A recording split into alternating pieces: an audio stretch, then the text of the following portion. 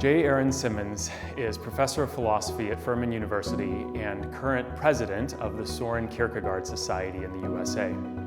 In the attempt to offer a constructive proposal for how we can appropriate new phenomenology's excess that enables a consideration of how the human condition is defined by desire, as well as its orientation of continued expectation that might rightly be termed faithfulness, J. Aaron Simmons looks to trout fishing as a phenomenological case study in his paper of God and Trout Fishing, Phenomenology, Desire, and Faithfulness. Combining the religious, ethical, and aesthetic dimensions of existence, trout fishing is a lived practice of desire for an expected end. And yet it also trains us for living into a future in which those expectations remain unfulfilled. Using selected works of the Snite Museum of Art as signposts for his phenomenological investigation, including George Barnard's Lula Lake, atop Lookout Mountain, Chattanooga, near which Simmons grew up, he will suggest that by bringing together new phenomenology, trout fishing, and a little bit of open theism, we can get a better picture of how desire facilitates faithful living in light of embodied vulnerability.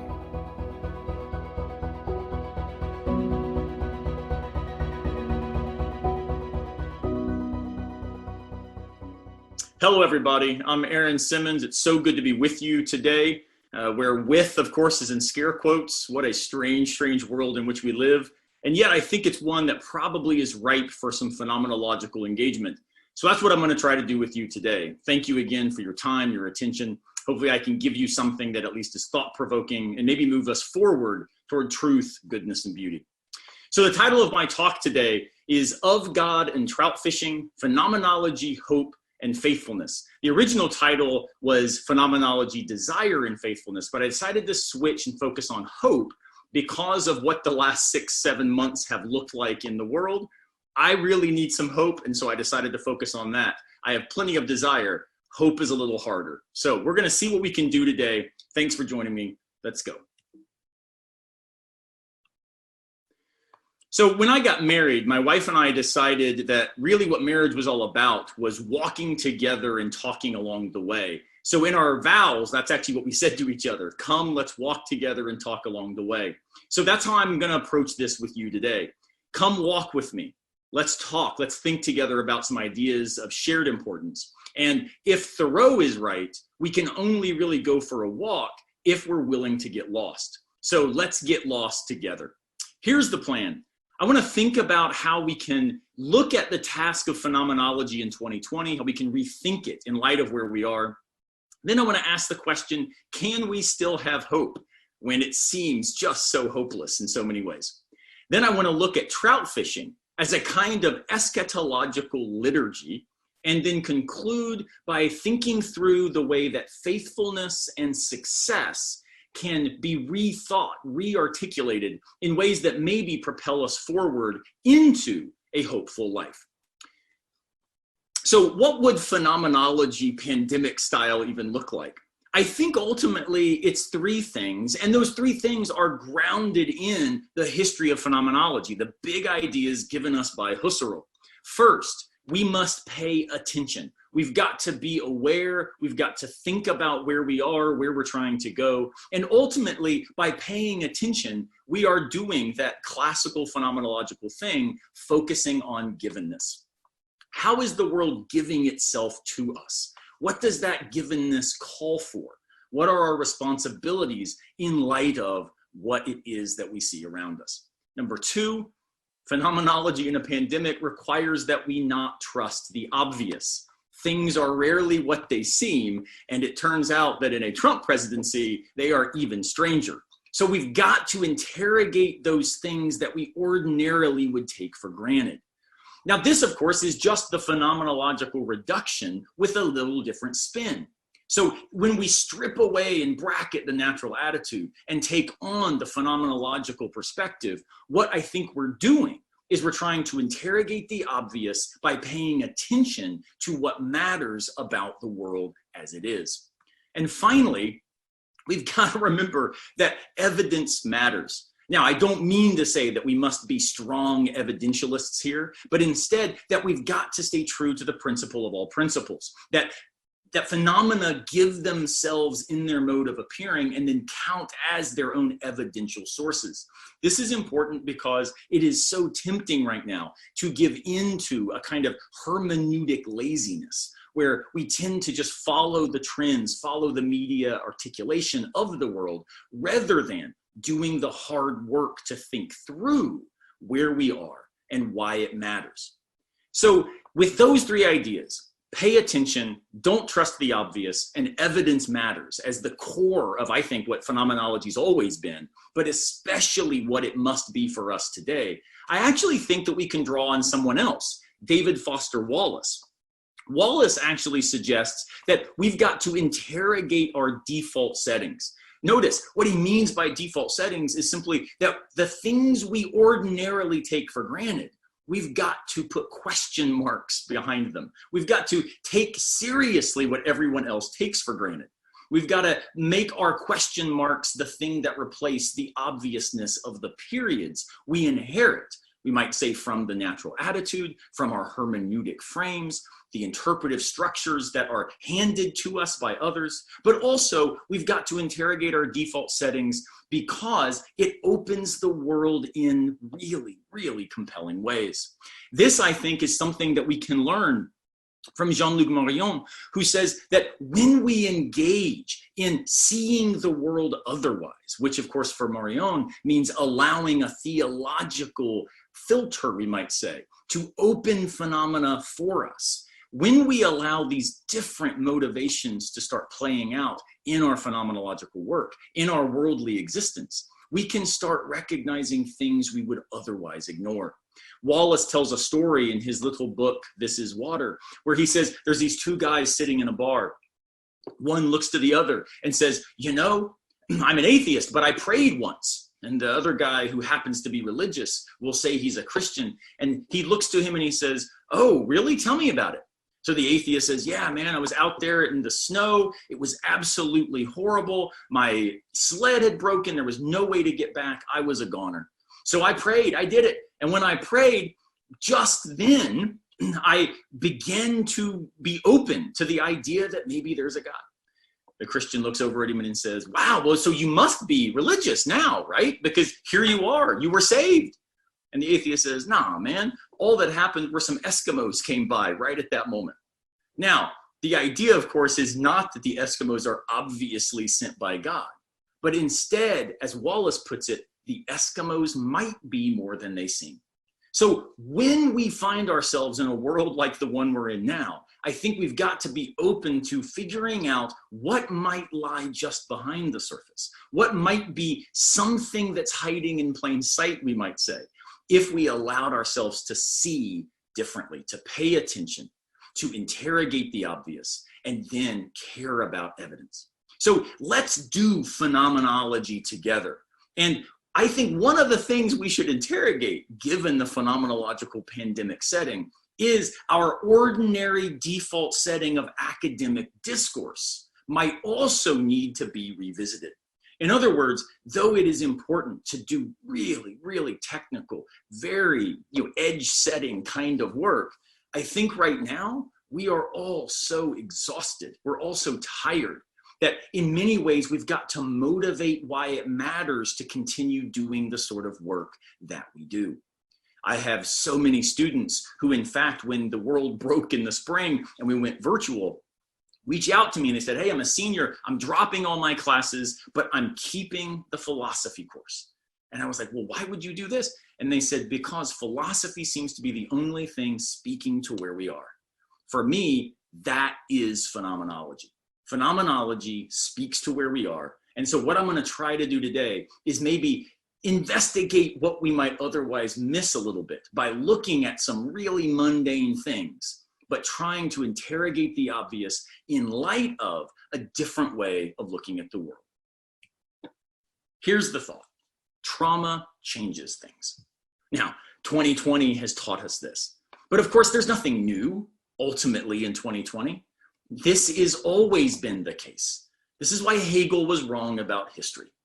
Trauma is real And it is something that causes our account, our way of narrating the world as meaningful, to always have some rupture. There are going to be moments of excess and moments of lack in the story that we tell about the world, our place in it, and then the historical narrative that emerges as a result. So what kinds of things might change in light of trauma, in light of nearly 200,000 Americans alone dying in the pandemic? How is it that we can rethink who we are in light of where we are? First, I actually want to think about the idea of one of the hashtags that was really going all over the place a while back, hashtag alone together. Now, here is actually now here we find a picture that is in the Snipe Museum of Art there at Notre Dame. It's an amazing picture by David Heath, just called Portrait of a Youth. Look here what David Heath says about this picture. Quote, "What I have endeavored to convey in my work is not a sense of futility and despair, but an acceptance of life's tragic aspects. For out of acceptance of this truth, that the pleasures and joys of life are fleeting and rare, that life contains a larger measure of hurt and misery, suffering and despair, must come not the bitter frustration and anger of self-pity, but love and concern for the human condition." Now, this is amazing. Notice, he's saying that in light of the reality of trauma comes the opportunity to see connectivity, to see the relationality that Levinas would say defines human existence itself. This then emerges as not an opportunity for misery and depression, but an opportunity for solidarity. It is this picture that I think really represents what alone together might be about. How is it that we can all feel this despair? We can be living in light of this trauma and yet see it as an opportunity for linking arms together in light of the human condition, rather than trying to escape the human condition in order to somehow avoid the realities of temporal existence. Now, what's really amazing about the way in which we think of being alone together is that we also can then begin to understand that plagues affect our prayers. Trauma, hurt, despair changes the way we relate to ourselves, to others, and to our God. Now, this here is an amazing painting that, actually a drawing here, that talks about the way in which we see two saints, Saint Roch and Sebastian. Now, what's interesting about this, of course, is one represents the saint of plague victims. The other is the saint, in fact, who is representing healing. Now, what's so amazing about this is we see the angel above who is sheathing the sword, representing that there is health on the way, that the plague has been addressed, and so there's no more battle to be fought. This reminds me of Psalm 16:1. "Keep me safe, O God. I've run for dear life to you. I say to God, be my Lord. Without you, nothing makes sense." What's so amazing about this drawing is that it allows us to understand that we require some stability in our mortal existence. So why do we have saints to speak to our harm, to our need, to our suffering? Because that's where we find that connectivity.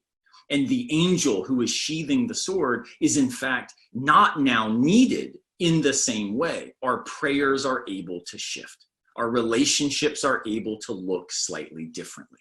So in light of trauma, we are not only alone together in the human condition, we are also praying differently as we relate to God from our sorrow and in hope of some sort of joy.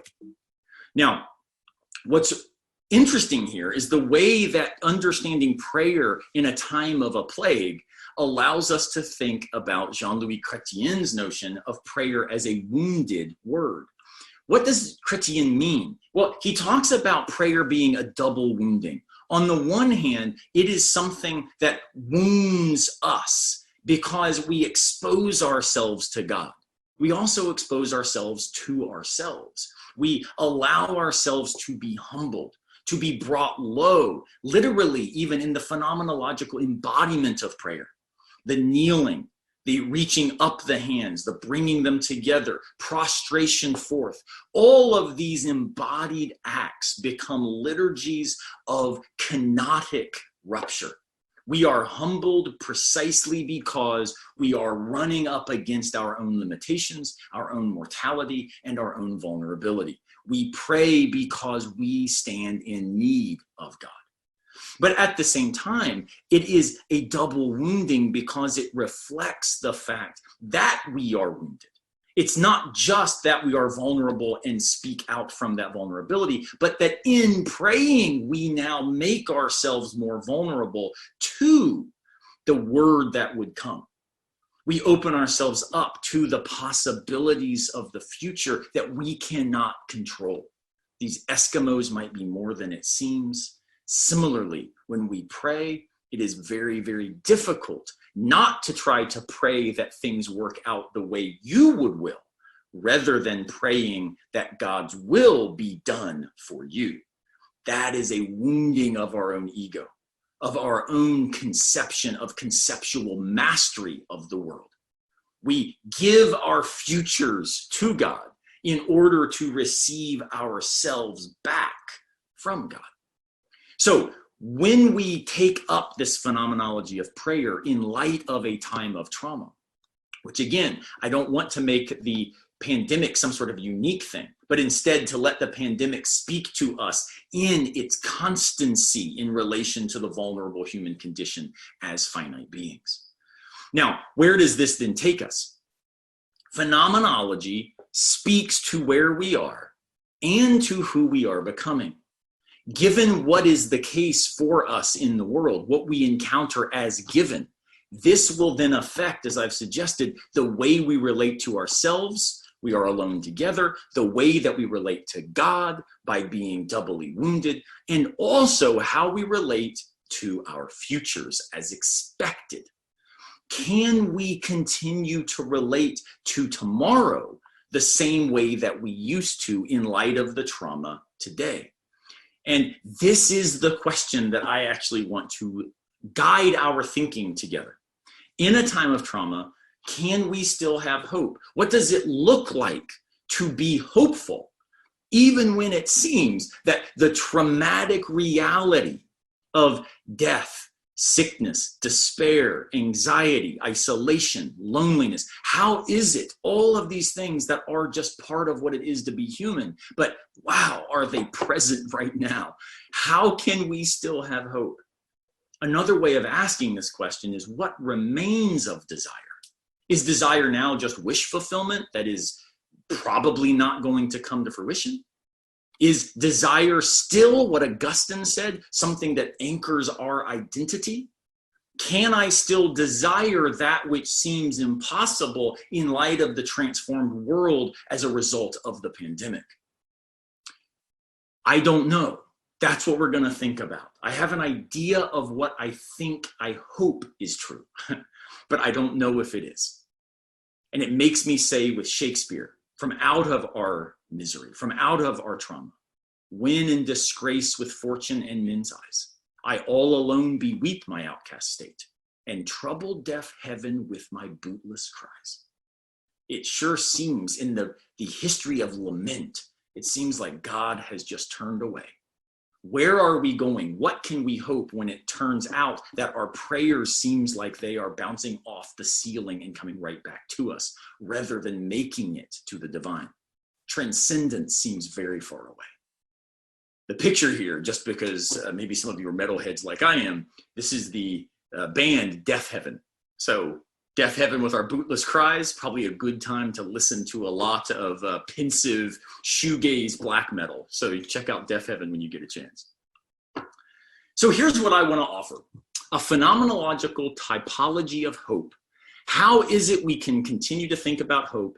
How can we still think about desire? How can we move forward as hopeful, as faithful, in a time where it seems like hope and faith and charity are entirely absent and replaced instead by masks and sanitizer and social distancing?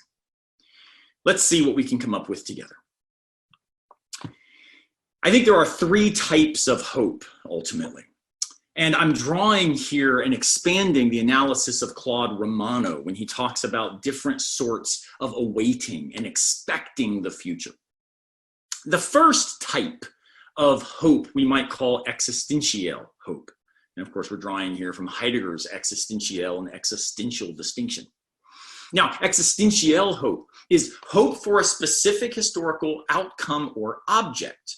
And the desire for that object would then terminate when you obtain that object, or when that occurrence, that outcome now has become actual. Now, a way to think about this might be that existential hope is a mirror of fear. Remember, the distinction between fear and anxiety for Heidegger is that fear is fear of an object, the bear in the woods that is coming to eat me, versus anxiety, which has no specific object. In this case, our desire for X, the desire for the new car, desire for the pandemic to be over, desire for a vaccine. My fifth grade son and I pray every night, Lord, let there be a vaccine quickly that is effective and safe.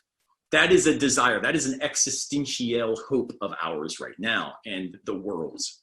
Now, the way we can think about this, I think, is actually modeled really well by Dorothea Lange's picture, White Angel Breadline from San Francisco. Now, what's so neat about this photograph is it's also from the Snipe Museum. What's so amazing is we see this one man, can't see his eyes, but instead we see the expression of his mouth, the folded hands clasped together, the cup that is obviously empty. And he's turned the other direction from the crowd, standing out from the herd, Nietzsche might say. But in doing this, part of what we can realize is that his attention is not towards something that they are ignoring. It's instead that he's expressing the loss of the existential hope because the bread line is so long. There are so many people clamoring to fill their own cups. So what we can see here is existential hope is often most articulate when we think it is impossible. He longs for bread. If he received bread, his desire for bread would terminate because he's actually obtained the object. So this is, we might say, framed as what is not yet the case, that he does not have bread, structures our action in the attempt to bring it to actuality. So he has turned away from the bread line, but as soon as it is possible to get the bread, he will turn back, we assume, and then move forward in order to get the thing he desires. So what is not yet actual structures my action now in order that what is merely possible becomes actual, and then my hope and my desire are fulfilled, and I go on to something else. Notice this is an object-oriented sort of hope. It is invested in obtaining something sought. It is an external way of hoping for a particular end. Compare existential hope with existential hope.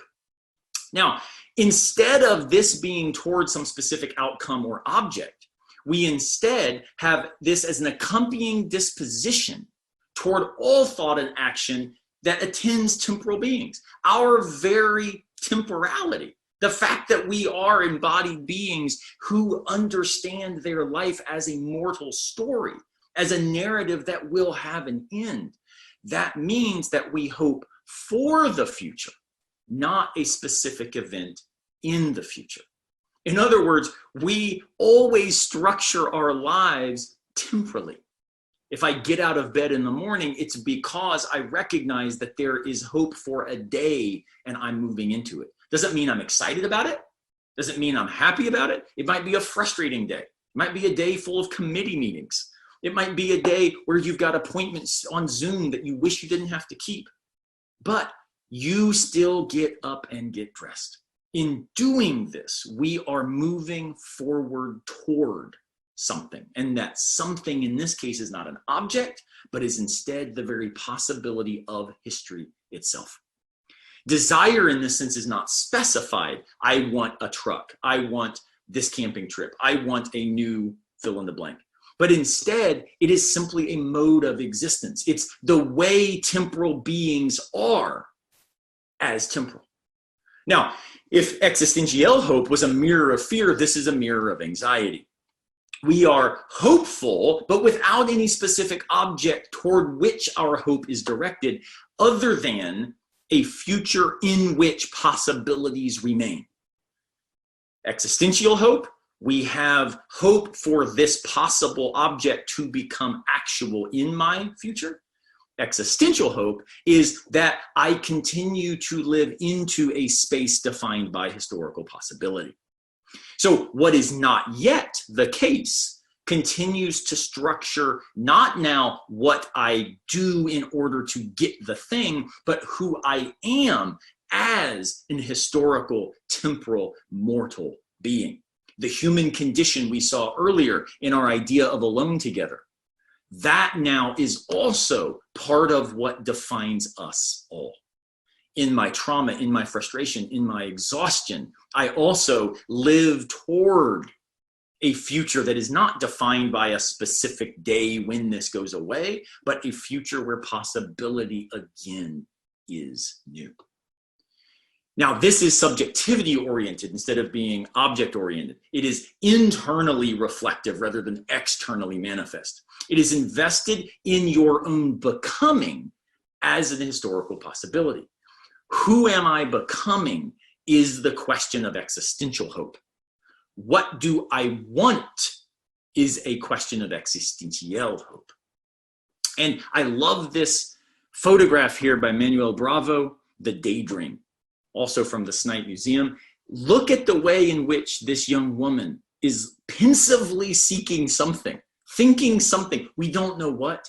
It's not the bread line where we have a specific outcome that we are striving toward. It is simply an orientation toward somewhere, some when. It's a maybe tomorrow. Doesn't know what that's going to be filled with, but there is still a tomorrow towards which we live today. Now, the third idea is the one that I want to really think about with you. This is eschatological hope. Eschatological hope relates to temporal possibility itself as non-ultimate in our lives. Instead of understanding that I want some object, that I want the future as such, instead, the eschatological hope is relating to historical possibility as only meaningful, anchored in eternal actuality.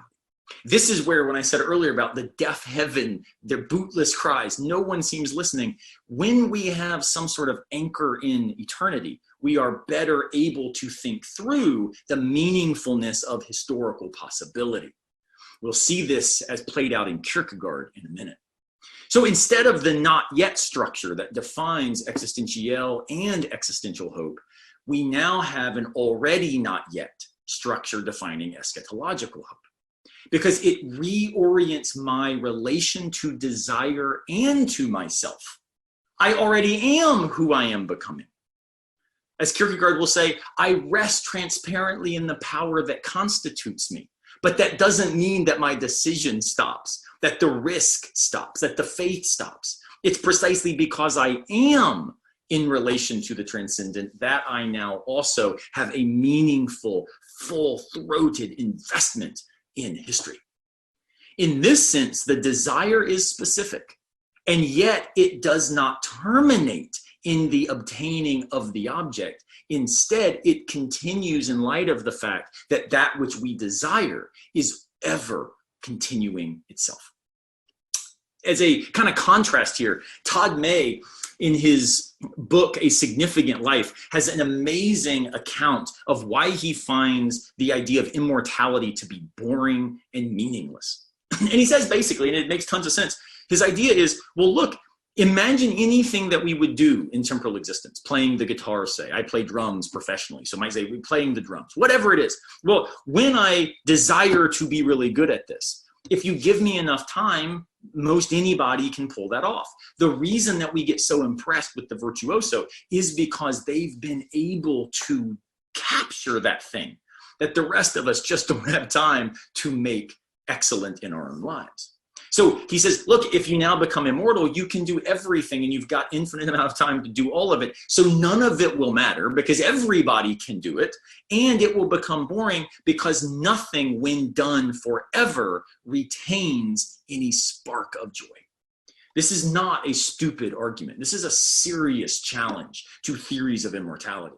It's in fact what he uses as a grounding argument for the importance of embracing our mortality and therefore finding hope in light of the vulnerability of our own reality of death. However, I think ultimately May is wrong here because notice, how is it that Christianity, for example, understands immortality? It's not just doing temporal stuff forever. It's actually a proximity to the divine. But in that sense, the divine would not be an object that we could somehow understand or comprehend and then get bored of. It would instead be a relationality that ever more draws us deeper, propels us ever further in, as C.S. Lewis puts it, onward and upward, further up, further in. That is hardly boring. And in fact, that reality that there's always more, that more then allows us to find true joy in what it is that we have here. The more becomes the meaning frame for our enough in history. And I love this idea of Jean-Louis Chrétien, where he says that hope disassociates itself from all calculation. That's eschatological hope. That we have abandoned some sort of algorithm of here's then what I'm able to rightly expect. The eschatological hope says, let's hope even for what we can't yet name. Giovanni Martinelli has this painting called Memento Mori, Death Comes to the Table, also in the Snite Museum. And notice here, they're eating, they're drinking, it looks like they have some sort of pie or something there that is very delicious. And yet, who shows up? The unwelcome guest, death. The unexpected is, in fact, what we then use as the limit for expectation. Eschatological hope is what reminds us that even in light of our impending death, in light of the fact that we are mortal, remember, memento mori, even in light of this, we are meaningful because we are anchored, because we rest, because we are not trying to get something, but instead we are already in relationship to that which we desire as well. Now, this is a different kind of structure for how we might think of hope. And it's the kind of thing that John Caputo refers to as hoping against hope. It's what Jean-Louis Chrétien calls the unhoped for, or what Gabriel Marcel articulates in the phrase, I hope in thee for us. Notice, all three of these are, we might say, a kind of paradoxical conception of hope. It's the already not yet structure. I hope in thee for us, Marcel. This is not, I hope that X in order that we then become Y, Z, or Q. Instead, it's, I hope in thee. I ground myself, I invest myself in thee so that we, in fact, can be the we that we already are because of thee. This is a propulsion because it reminds us of where we stand. Chrétien's the unhoped for, as we just saw, is a rejection of algorithmic relationships to that which we hope for. What if we hope precisely for that which cannot be articulated yet, because our imaginations may not be big enough to capture it? In that sense, we are still anchored, and yet we remain open. When Caputo talks about hoping against hope, the whole idea is we hope against the fact that the existential hope seems impossible. So he's not here giving us a contradiction. He's actually saying we can have eschatological hope even when all worldly possibles seem out of reach. Now, all of these, just like Chrétien's notion of prayer, are operating according to what I'm going to call a kenotic logic. There you can see Kendrick Lamar in his humble video. If you don't like Deaf Heaven, maybe try on some hip hop. So the idea here is that we are humbled by eschatological hope, because as Kierkegaard says, it is an upbuilding thought that in relation to God, we are always in the wrong. When we are oriented toward the eternal, we then realize that temporal historical possibility is never going to be ultimate. It is always not quite there yet. But that sense of striving is not this exhaustion that we might see in a kind of capitalistic read of psychoanalysis, right? Where we now say, oh, what we really want is just the desire for more stuff, but we don't really want the stuff, so we keep desiring so that we can continue to be consumers. Instead, we now recognize that the task is to realize that I'm never going to be good enough. But because it's not up to me, finally, now I actually can be reminded that I have work to do. My responsibility can be discharged in the world without ever being completely fulfilled. How do we do this? Think chrétien.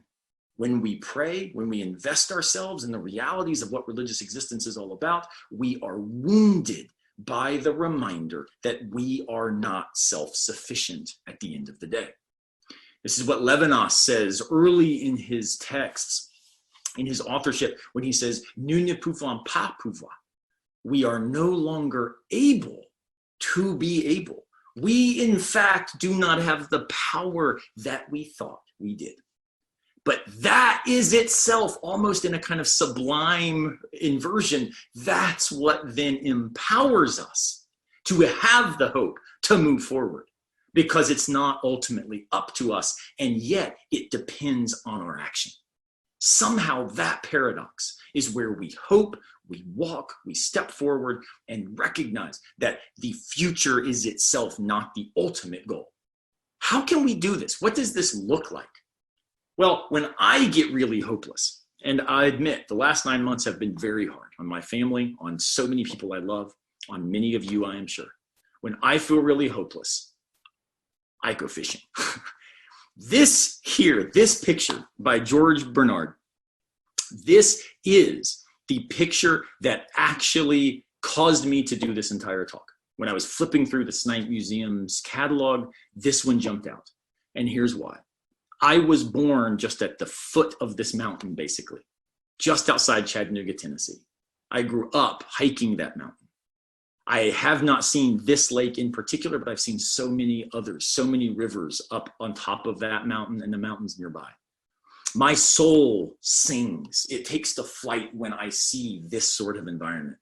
And since this was literally where I was born, I couldn't help but think, wow, why is it when I see this picture, something changes in me? Something elevates in me. Well, it's interesting. Part of what he says about his own painting and the way that this is then narrated is he was someone who actually took photography of the aftermath of Civil War battles. So the Civil War battles, they'd be over, you'd have the dead bodies, you'd have the carnage, the destruction, and that's what he tended to take pictures of. But there's a Cherokee legend that says this lake has healing powers. So isn't it neat that he takes a picture of this lake, which is said to have healing powers, maybe because this offers the kind of healing from the world that had gone mad, that had fallen into death and destruction, that was chaotic at best. And then he finds these still waters. But of course, you can see in the distance where the water is running into the lake. So it is still while yet being moving. It is moved and yet it moves us. So at that spot, maybe that's when we start seeing trauma begin to be healed, not by a transformed world, but by a transformed way of looking at it, doing phenomenology again. So here's what I want to suggest. Let's interrogate the obvious. What if we took something like trout fishing and tried to look at it through different eyes? If we saw it as a moment of healing, an opportunity to rethink where we find ourselves. Now, I don't mean to suggest anything unique about trout fishing here. This is just what does it for me. Maybe there are similar things in your life. But trout fishing, I think, can be undertaken as a kind of liturgy of eschatological hope. Now on your screen, you'll see my father catching a trout, me in the middle catching a trout, and then my son. This summer, we went very social distanced, I assure you, to a private lake, and he caught this enormous bass. I didn't have a picture of him with a trout, so fishing is close enough. So this is all of us. And part of what I want to suggest is the act of fishing, of trout fishing, is something that invites us differently to move forward into the future. Let's see how. Let me give you just a little bit of context for how I want to think this through.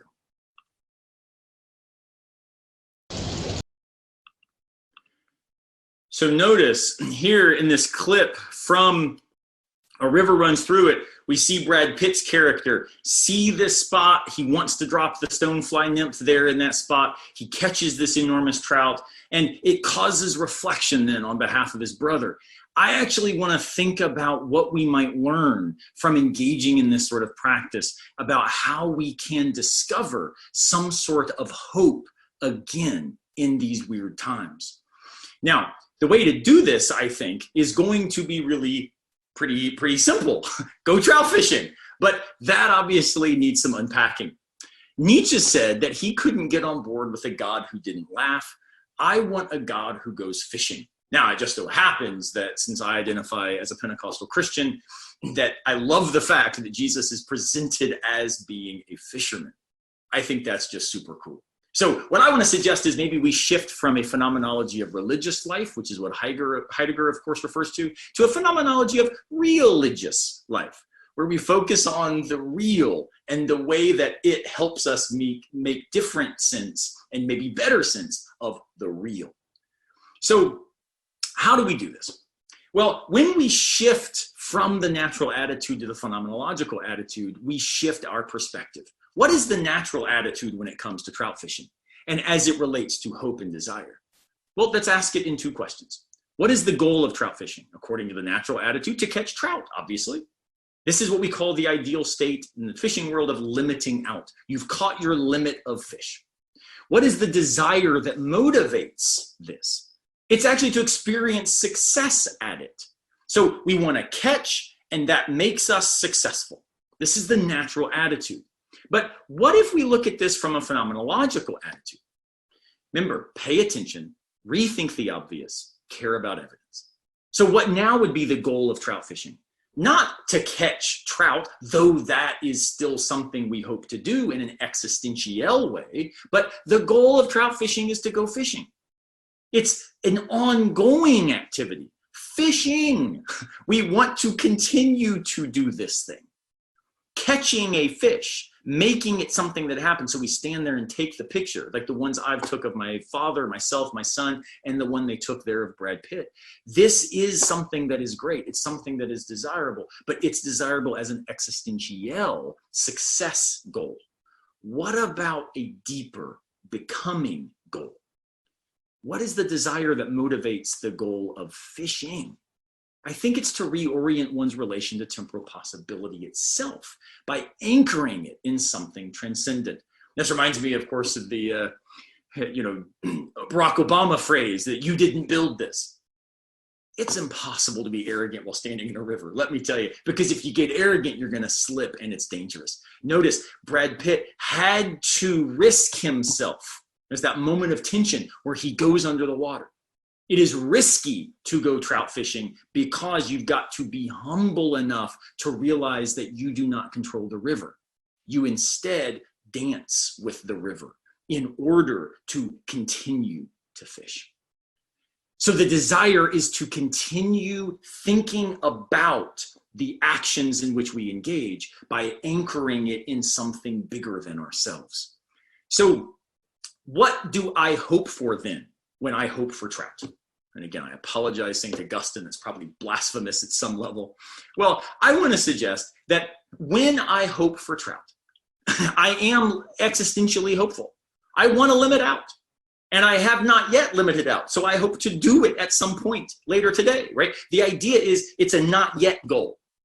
But I also have existential hope, the continued opportunity to fish. In other words, I want a future in which I can keep fishing, and I've not yet lived into that future. But eschatologically, things shift. It doesn't eliminate the existential and the existential, but it reorients them. The joy that comes from being in the state for which I continue to desire and strive. I am the person who desires to fish because I am the person who goes fishing and therefore continues to want to go fishing. I am already this person. I am now fishing, and I am not yet the person that I am going to become, because I remain in relation to the hope, the desire for who I am becoming. I am who I am becoming. That doesn't make any sense, and yet that's the eschatological dimension. So what does this all tell us about avoiding hopelessness? I think it tells us about the failure of success. When we think about existential hope without eschatological hope, we risk being defined by achievement rather than defining what achievements are worth seeking. I think this is what actually marks too much of our current model of college education, where we're training students to go get jobs, to go get careers, to go get a return on their monetary investment of tuition, rather than inviting them to be the sorts of people who think about what it means to work. This is why I love the classes that philosophers teach. I know, for example, at Notre Dame, Meghan Sullivan teaches a class there about, God and the meaning of life. These ideas of God and the good, thinking about how we anchor what we want to be, who we want to be, what we hope to do in something that then reminds us it's not all about us. That's the kind of thing that eschatological hope adds to our existential goals. But secondly, existential hope without eschatological hope risks being future-oriented without ever having a meaningful vision of the future. People without vision perish. If we've got some basic human directedness, but without an eschatological grounding, it's not clear how we then adjudicate between different possible visions. So again, success is good, but it is a dangerous thing. It's a seductive drug that will just addict us without actually giving us any cure from the traumas that we're trying to navigate. But if we can go one step further, not abandoning existential, not abandoning existential, but supplementing it, framing it, then we can understand that eschatological hope allows existential hope and existential hope to be properly appreciated. As Mother Teresa says, we are not called upon to be successful, but to be faithful. Consider Kierkegaard's Night of Faith in this sense. Here is a long quote. I'll give you just a few passages from it. When Kierkegaard, under the pseudonym Johannes de Silentio, talks about the Night of Faith, what we see is a description of someone who is basically indistinguishable from the tax collector. He is solid all the way through, Silentio says. He belongs entirely to the world. He finds pleasure in everything. He attends to his job. He goes to work. He takes a walk. Why is he indistinguishable from everyone else? Because he is anchored in the eternal, but lives fully in finitude. He lives in his temporality itself. So how does this then play out? Consider this last passage. So when he's going home, right, he thinks his wife will have a special hot meal for him. His wife does not have it, but curiously enough, he is just the same. Because his hope was not built on the existential desire for that meal. Instead, his hope was grounded in the reality that the meal was not ultimately the goal. It matters, it's important, but it does not define him. Faithfulness, not success. We get finitude back once we recognize that finitude has been relativized in relationship to infinity. Kierkegaard is here describing eschatological hope. So how does this Night of Faith not give in to hopelessness? They didn't have the meal I wanted. I'm just another tax collector. How does he not do this? Because he's faithful. Because the success is oriented relative to his faith. As Kierkegaard writes, he's continually making the movement of infinity, but he does it with such precision and assurance that he gets finitude out of it. He is thus able to express the sublime in the pedestrian and understand that faith is a task for a whole lifetime. It is something that we are and something that we are still trying to become. It is that which grounds us and that which propels us forward. It is the paradox of eschatological hope. When we understand faith as a task for a whole lifetime, in light of this sort of pandemic phenomenological approach to rethinking something as ordinary as trout fishing. But notice when we trout fish, we are what we are hoping to be. It's not just about catching the fish, it's about being the person who keeps fishing. And in continuing to fish, we continue to hope for more fish. We continue to pray because we are people who still engage in risk, who still engage in this relationship to the transcendent that is bigger than us. We must be who we are becoming.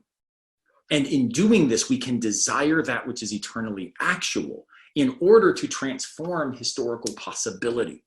It's not just about fulfilling some particular desire, it's about changing history into the opportunity for becoming itself.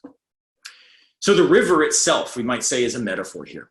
The river remains constant even as the water flows past. It is already here. There's the river. I'm standing in it, right? Heraclitus says we can't stand in the same river twice. We can't even say we stand in the same river once, because as soon as I step in, it's gone. And yet I'm in the river. So it's already here, and yet it has not yet arrived. It's continuing to come. That picture on top of Lula Lake, we see the lake, here it is, and yet the water feeding it is continuing to come in. It's not yet arrived. The dynamic relationship with the river offers a temporal reminder of what eschatological hope is all about. Let's then bring our discussion to a close by seeing how this then plays out in the life of Brad Pitt's brother in the movie.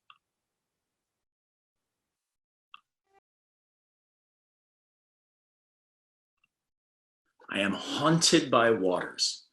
Notice he still has the hope that a fish will rise, the existential hope. But if the fish rises, it doesn't terminate his desire, because he's eschatologically there on purpose, because he is the person he was trying to become, and yet he's continuing to try to become that person.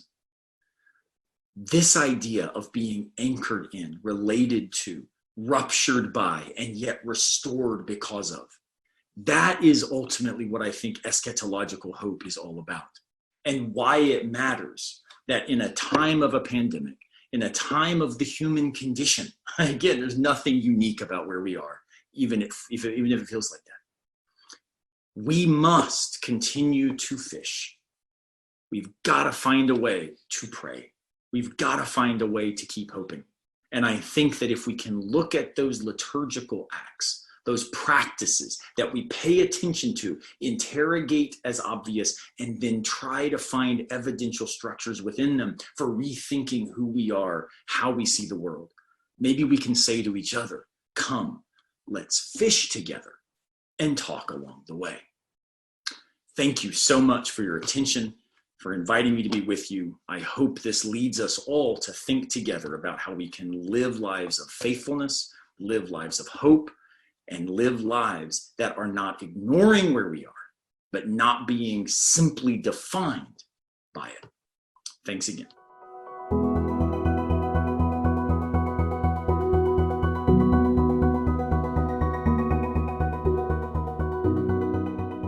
So I'd like to thank Aaron and Father Kevin and everyone for participating in this asynchronous conference on such an important theme. And I'm so glad that we're able to do philosophy together, even in this virtual format, during these really difficult times.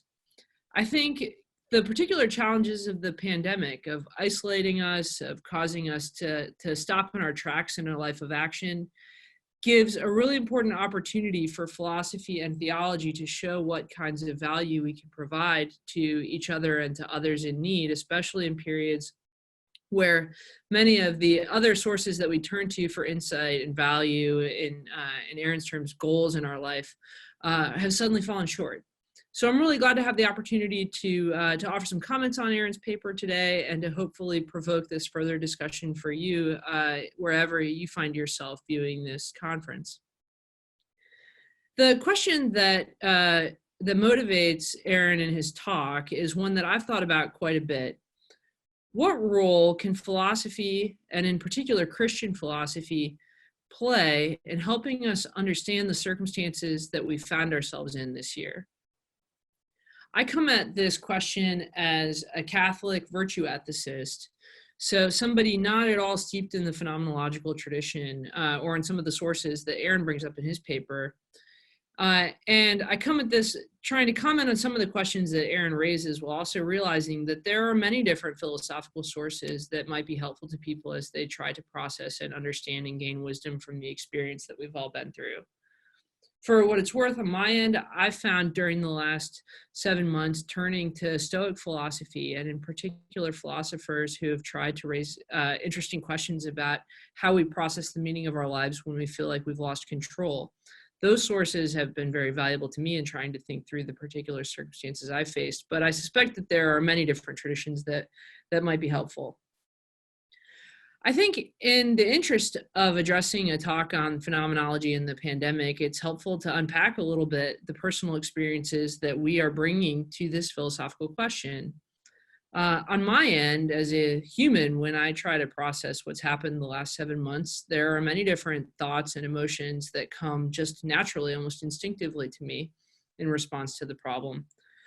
The first, which I think is widely shared, is this feeling of just incredible sadness and grief at trying to comprehend the immensity of 200,000 people whose lives were cut short by a virus that's transmitted quietly, often imperceptibly, among families and communities, a virus where many times asymptomatic carriers unwittingly pass it on to people that they love through really ordinary and deeply human modes of interaction, like hugs or giving out of food.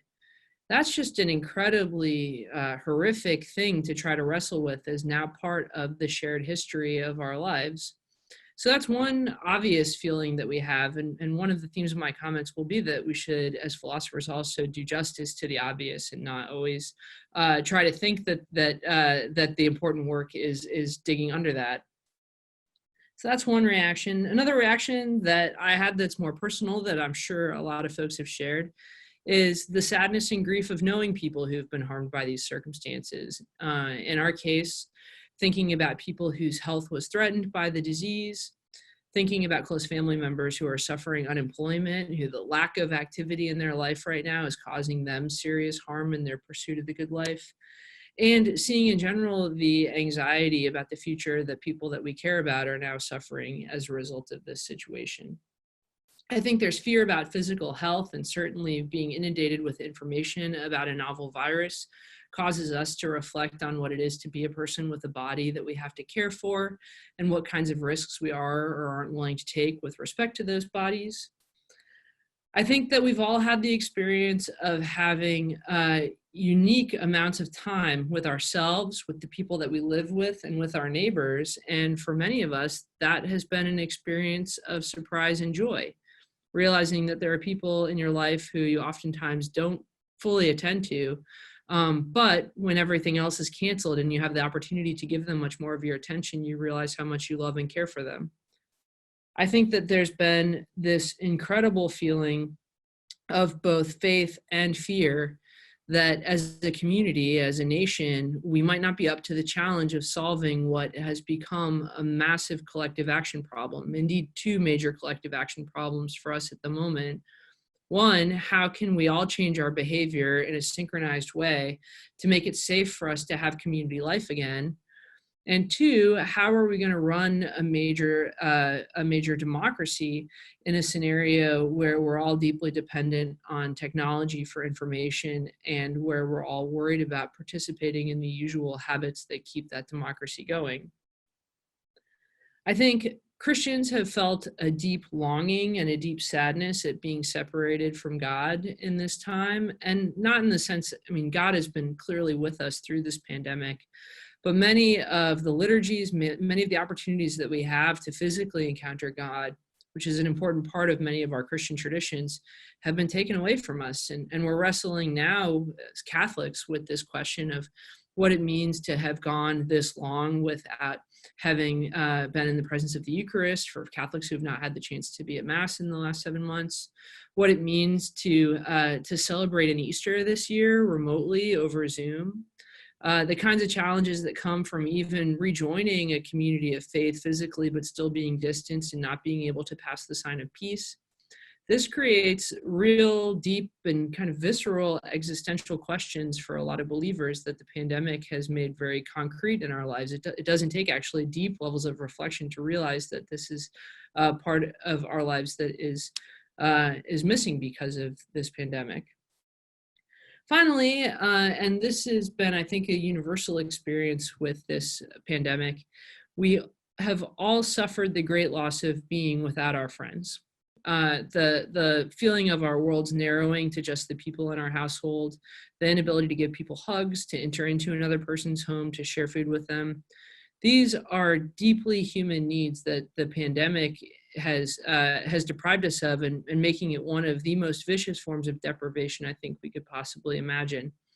I teach introductory philosophy here at Notre Dame, and we're going through a unit now on different essential goods that the virtue ethicists pose for our lives, and was deeply moved talking to 150 freshmen yesterday about Aristotle's passage in the beginning of Nicomachean Ethics 8, where he says, "Without friends, no man would choose to live, though he had all other goods."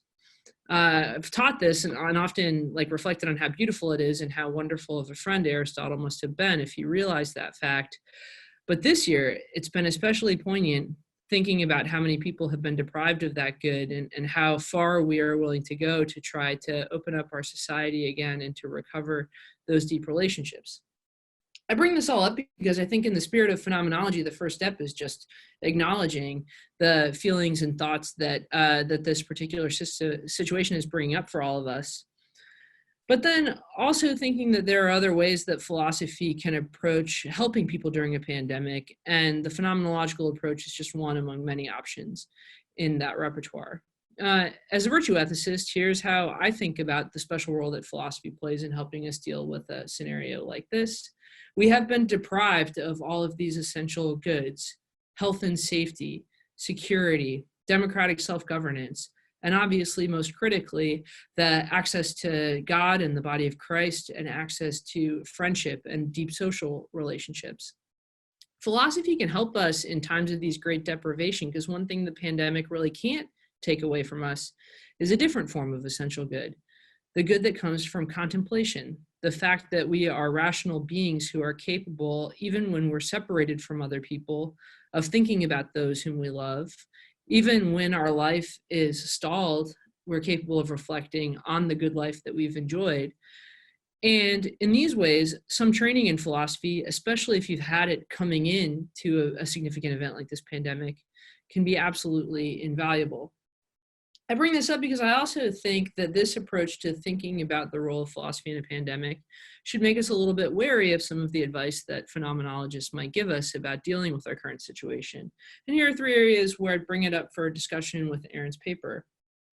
First, I think as philosophers and as theologians, we should try to be careful about telling people how they ought to be feeling about a traumatic event like this pandemic. And there's ways of reading some philosophers like Marcus Aurelius in the virtue ethics tradition, or like Kierkegaard in the existentialist tradition, as trying to prescribe certain lenses or ways of feeling or appreciating the depth of trauma that in fact might not resonate with people who are in fact experiencing those traumas. And I think it's also helpful for philosophers to take the superficial experiences seriously as evidence of what people are struggling with in their attempts to lead good lives. All of the things that I listed about my own experience with the pandemic, they're all philosophically rich. They all tell you something important about me. I'm a social, rational animal that's dependent on God, and when those goods get taken away from me, I long for them, and it really hurts my capacity to lead a good life. We can reflect on that superficial seeming evidence about our experience of the pandemic and realize some really important facts about ourselves that might help us lead better lives when this whole situation is over.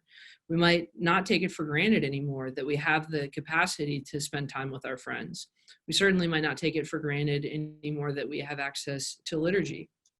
So one area in which I'm a little bit worried about the phenomenological approach is I think that in our rush to contemplation, we might skip over the really obvious visceral human truths that this pandemic has laid bare for us in an attempt to maybe frame it in philosophical terms that might make the reality of this trauma more palatable to us. Second, I also worry a bit about a phenomenological turn in response to a pandemic, because I think this kind of philosophy, and this is a fear for contemplative philosophy more generally, it pushes us inward precisely when moral philosophy and theology ought to be pushing us outward. The pandemic and the political and social struggles that we're facing right now in our country are all of the kinds of challenges that require massive amounts of collective action and goodwill and concern for the common good for us to overcome. They're certainly not the kinds of problems that we'll be able to solve if we're all turning inward and trying to make personal meaning out of these events, even though that is a really important human need in response to trauma. I think we can do also well during this period to think that there's a great deal that is under our control to try to promote a common good and a common life together again. Simple things like abiding by our local community public health standards so that we can start to have common life in civil society again. Maybe larger things like having faith not only in God, but faith in democratic processes and faith in our fellow citizens. Kinds of concrete manifestations of that faith that show up when we speak about our political life or the common good in internet forums, or when we teach about those same topics to our students. There's actually a great deal about this current situation that calls for the life of action over the life of contemplation. And I worry by overemphasizing the attempt to try to find meaning in the suffering, we underemphasize how much personal responsibility and agency we have in reducing the amount of suffering that we're facing in response to these problems.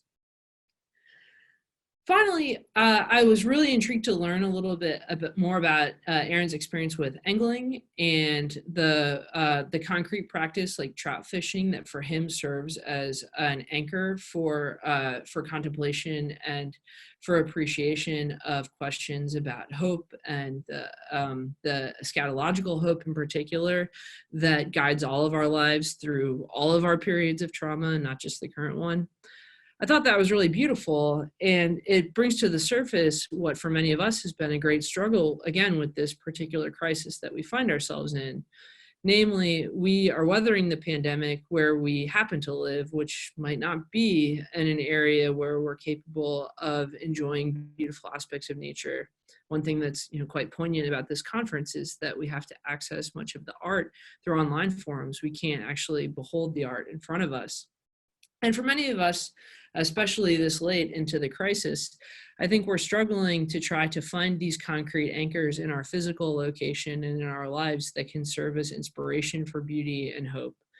And this is an area where phenomenology and contemplative philosophy, again, more generally, might be quite helpful to us as long as it reminds us that we don't have to be in a physical location on vacation or in the midst of a beautiful mountain or a beautiful sunset or face-to-face with beautiful art in order to understand what's been deeply valuable about our lives and the way that God is interacting with us in those lives. That kind of contemplation can happen in a living room in South Bend while you're baking muffins. It's the kind of contemplation that can happen when you're watching the smog overcome your town in California.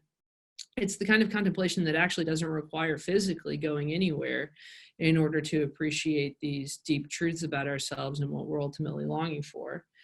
And on this front, I thought it'd be helpful to end, and especially with this fascinating interdisciplinary conference bringing together philosophers and theologians, might be helpful to end on some topics of contemplation about God and God's person that might be particularly helpful during this scenario and doesn't require us to physically be anywhere else that we're unable to be right now.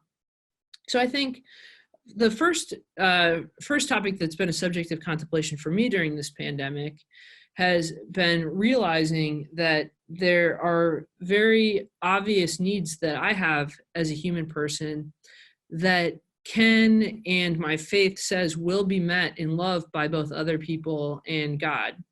So imagining that we have faith that there will be a vaccine, faith that the democratic procedures will continue to function, Faith that God has been here, not only in the joyful moments of my life before this episode, but also in these particular trials. That kind of faith doesn't require necessarily focusing on an activity so much as realizing I am suffering during this episode, and that suffering is showing the ways that I've always been dependent on other people and God throughout my life. That can be a subject of meditation that, again, hopefully helps us appreciate these goods and appreciate our dependence on each other and God. I think a second topic of contemplation for much of us right now is not only hope and faith, as Aaron brings up in his talk, but also our just tremendous dependence and vulnerability. The fact that our lives can end so suddenly. The fact that systems that we've come to assume just quietly work behind the background might require a great deal of effort to keep going.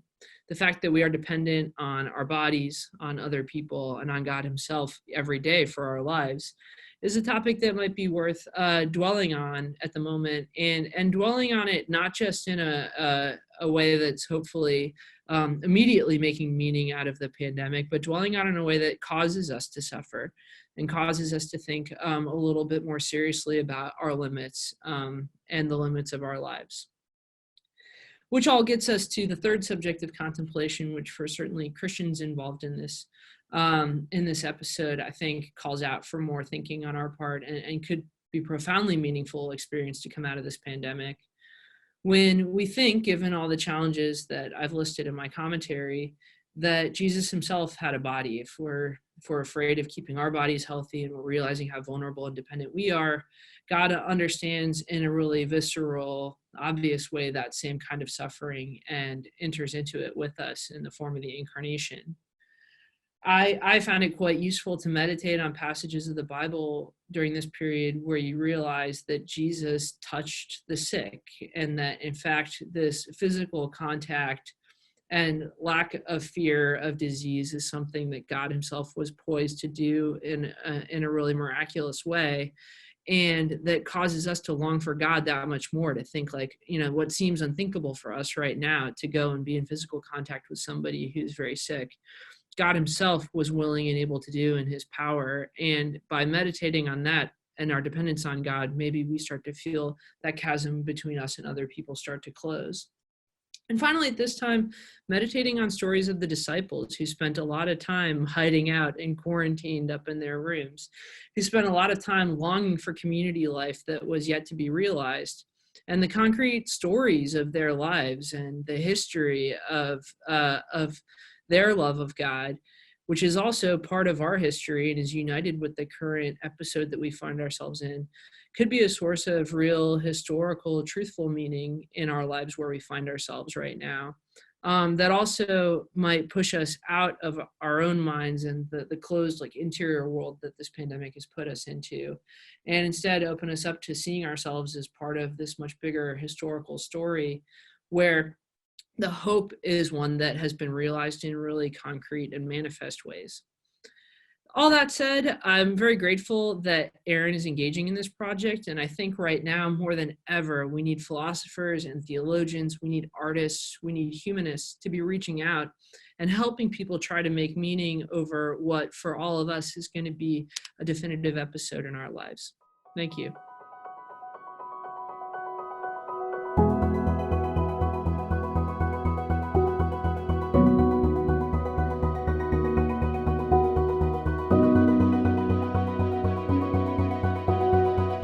The Art, Desire, and God Phenomenological Perspectives Conference has been made possible by the following sponsors: the Templeton Religion Trust, the American Society for Aesthetics, and from within the University of Notre Dame, the following partners: the Snite Museum of Art, the Department of Theology, the Nunavik Institute for European Studies, the Keogh Naughton Institute for Irish Studies, the Institute for Scholarship in the Liberal Arts, Campus Ministry, the Basilica of the Sacred Heart, and the Department of Philosophy.